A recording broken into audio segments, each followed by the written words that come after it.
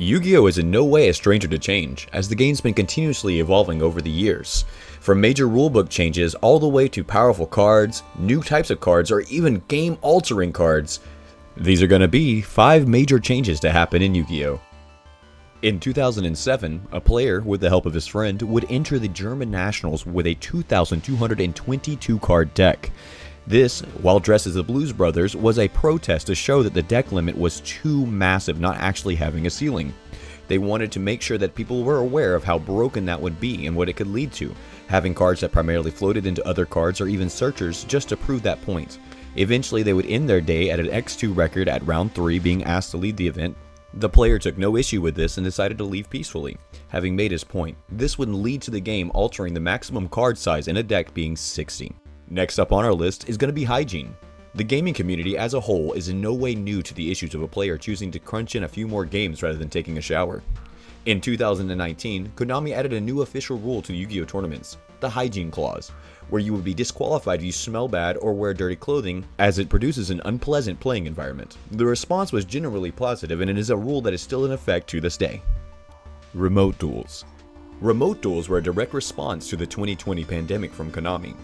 This saw the closure of stores for some times and even the full cancellation of remaining events that year, as well as some of the following. Konami, using a mixture of webcams and Discord, put together remote events for players to attend and win prizes through. This was met with mixed emotions from the player base, but has overall been received very well. To this moment, remote duels are seemingly still strong and going to have a firm place in the game. Have you participated in remote duels? If so, leave us a comment below and let us know what your experience has been and if you actually enjoy the remote duel setting. I know that I personally do. This video is sponsored by Dank Ritual. Dank Ritual just sent us over some of their brand new shoulder bags, one to give away for you guys and one for us to show off here personally. Not only is this the perfect lightweight bag for your next major event, but it's also made of the premium quality that you're used to with Dank Ritual. Offering multiple pockets, you won't be let down by the quality of this bag. Taking a peek inside of the Dank Ritual bag, it allows us to see that you're able to hold, store, and stash all your needs, be it pens, pads, paper, extra sleeves, or anything that you might need. The top slot offering even more additional storage for other accessories. Heading over to the main compartment, you'll actually find additional storage space, enough to hold in one of the brand new Dank Ritual 2-sided deck boxes and one of the limited edition full-sided deck boxes inside, as well as one of their cloth full-size playmats. There's even enough space to put the 4-pocket portfolio binder from Dank Ritual inside the main compartment alongside your 2-player mat. This allows you to take the 2-pocket deck box and put it in the front of the shoulder bag, allowing for multitudes of configurations. If you want one of these Dank Ritual bags, you can get one free, and all you have to do is subscribe to the channel, thumbs up, and leave a comment. I'd love to make sure one of you guys gets your hands on one of these amazing shoulder bags, and you can look forward to seeing me wearing it in the future. Check out dankritual.com for these and other sick products. dankritual.com. And that brings us to number 2 on our list, the SJC YCS change. In 2004 of December, the SJCs were born, the Shonen Jump Championships. These were a series for North America that existed from 2004 all the way till April 2010. At the time, the SJCs were the main premier events in the US and Canada apart from nationals in the summer. The SJC was eventually replaced by the YCS Yugioh Championship Series, which exists to this very day. Unlike the SJC, the YCS also included tournaments outside of North America. As the YCS is a worldwide circuit, the amount of tournaments in North America has gone down significantly since the introduction of them.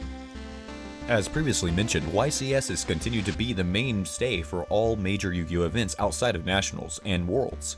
However, did you ever get a chance to play in an SJC yourself?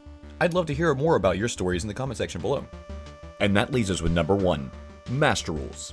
The Master Rules came into effect in the OCG with the release of Starter Deck 2008. This introduced Synchro Summons, Synchro Monsters, and Tuners into the game. It also adjusted some of the game's terminology.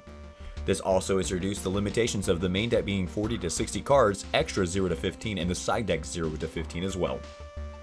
These rules would steadily change, be it card text changes or even updates to the playfield itself. With the introduction of Pendulum Monsters and later links, the entire playmat would change, not once, not twice, but a total of 3 times.